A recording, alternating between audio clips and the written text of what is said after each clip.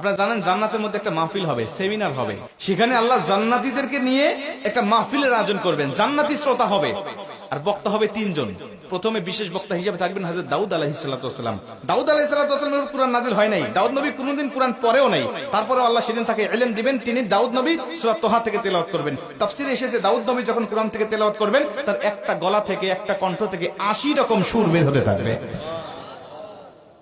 জান্নাতীরা দাউদ নবীর কণ্ঠে তেলাওয়াত শুনে তো পাগল, বলবে আল্লাহ কি তেলাওয়াত শুনতেছি, আমরা তেলাওয়াত শুনে শুনে জান্নাতে থাকতে চাই, আর কিচ্ছু চাই না। আল্লাহ বলবে এর থেকে কি সুমধুর তেলাওয়াত শুনতে চাও না? জান্নাতীরা বলবে আল্লাহ এর থেকে সুমধুর তেলাওয়াত হতে পারে, আমাদের আর বিশ্বাস হয় না। আল্লাহ বলবে কেন বিশ্বাস হয় না? দাউদ নবীর উপরে কোরআন নাজিল হয় নাই, দাউদ নবী কোরআনের জন্য মার খায় নাই। যে নবীর উপরে কোরআন নাজিল করেছি, যে নবী কোরআনের জন্য মার খেয়েছে, দাঁত শহীদ করেছে, মাথার হেলমেট ভেঙেছে, উহুদের প্রান্তরে রক্তক্ষরণ করেছে, ওই নবীর কণ্ঠ থেকে কোরআনের তেলাওয়াত শোনো কেমন সুমধুর শোনা যায়। আমার নবী যখন সূরা ইয়াসিন থেকে তেলাওয়াত করবেন জান্নাতীরা তো পাগল হয়ে যাবে, বলবে আল্লাহ কোনো হুর চাই না, কোনো গিলমান চাই না, কোনো নাজ নিয়ামত, কোনো শরাব, কোনো ঝর্ণা, কোনো কিচ্ছু চাই না। আল্লাহ শুধু নবীর কণ্ঠে তেলাওয়াত শুনে জান্নাতে হাজার হাজার বছর আমরা কাটিয়ে দিতে চাই। আল্লাহ বলবে জান্নাতি এর থেকেও কি সুমধুর তেলাওয়াত তোমরা শুনতে চাও না? জান্নাতীরা বলবে আল্লাহ এর থেকে সুমধুর তেলাওয়াত হতে পারে, এটা আমাদের আর বিশ্বাসই হয় না। জান্নাতীরা কেন বিশ্বাস হবে না বলো? আমার নবীকে কণ্ঠ দিয়েছি আমি আল্লাহ নিজে, আমার দাউদকে কণ্ঠ দিয়েছি আমি আল্লাহ নিজে, কিন্তু আমার গলায় কত কণ্ঠ রেখে দিয়েছি জানো না? আমি আল্লাহ নিজের কণ্ঠকে ওজার করে এখন তোমাদেরকে সূরা রহমান থেকে তেলাওয়াত করে শোনাতে চাই।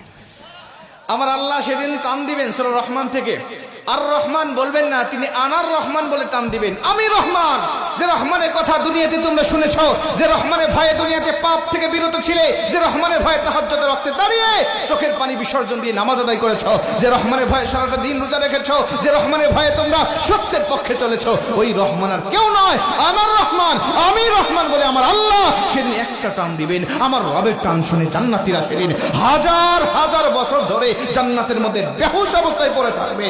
আমার আল্লাহ তাদেরকে হুশ দিবেন না। জোরে কোন সুবহানাল্লাহ, আল্লাহু আকবার বলেন। দোয়া করছি আজকে যেভাবে বসেছি আল্লাহ যেন জান্নাতের মধ্যে আমাদেরকে ওই মাহফিলে শ্রোতা হিসাবে সবাইকে বসার তৌফিক দান করেন। জোরে বলেন আমিন, আরেকটু জোরে বলেন আমিন। মুসলমান ভাইরা আমার লক্ষ্য করেন, অনেক কথা আপনাদেরকে বলতেছি, একটুখানি মনোযোগ দেন। এই কোরআন যে তার মানে জান্নাতের মধ্যেও কিন্তু ক্ষমতা কমে যাবে না, জান্নাতের মধ্যেই কোরআনের ক্ষমতা কিন্তু বেড়ে যাবে। নবীজির জামানায় কোরআনুল কারীমের ক্ষমতা যেমন ছিল, নবীজির হাত থেকে, নবীজির জবান থেকে যখন মানুষেরা কোরআন শুনতো, আমার নবীজির সুমধুর কণ্ঠের কোরআনের তেলাওয়াত শুনে শুনে হাজার হাজার মানুষেরা কালেমা পড়ে মুসলমান হতো। আজও নবীজির উপরে নাজিল হওয়া এই কিতাবের কোরআনের তেলাওয়াত শুনে আমাদের দুনিয়াবি বক্তাদের কণ্ঠে, দুনিয়াবি কারীদের কণ্ঠে কোরআনুল কারীমের তেলাওয়াত শুনে হাজার হাজার মানুষ প্রতিদিন কালেমা পড়ে মুসলমান হচ্ছে। জোরে কোন সুবহানাল্লাহ।